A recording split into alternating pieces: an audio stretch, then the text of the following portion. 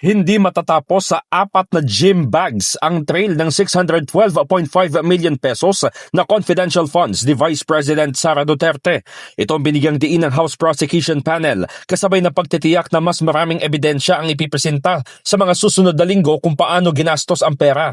Sa pulong balitaan, sinabi ni House Trial Spokesperson Zia Alonto Adyong na na-establish na ang unang hakbang ng pag-trace sa galaw ng confidential funds na inilaan sa Office of the Vice President at Department of Education. Dapat anyang sundan ng publiko ang money trail dahil malalaman nila sa mga susunod na linggo ang pangyayari matapos ang encashment. Mayroon pong ipinagkatiwala na pera sa Vice Presidente.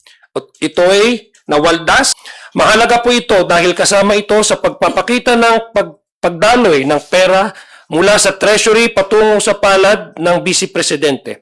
And in the following weeks, the prosecution will show how VP Sara's handling of these funds will show how of these funds were in complete disregard of her oath of office and betrayal of public trust, which constitutes betrayal of public trust. Inilarawan din ni House Prosecutor Terry Redon na nilimas ang pera at itong ipapakita ng mga ebidensya lalo't susunod na sasalang sa witness stand ang Commission on Audit.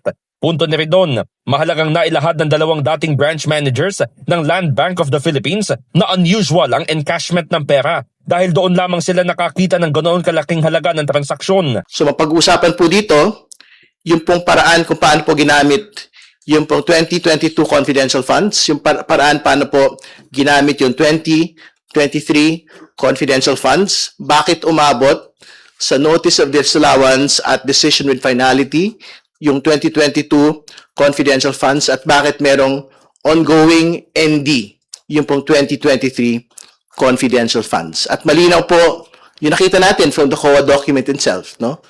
Ginamit ang confidential funds for non-confidential expenses. Katulad po ng leadership training. Sa pagharap ng COA officials, makikita umano ang dahilan kung bakit ipinasasauli ang 448 million pesos na confidential funds ng Vice Presidente. In the heart of changing lives, ako si Brigada Haji Caaminio ng 105.1 Brigada News FM Manila, The Music and News Authority.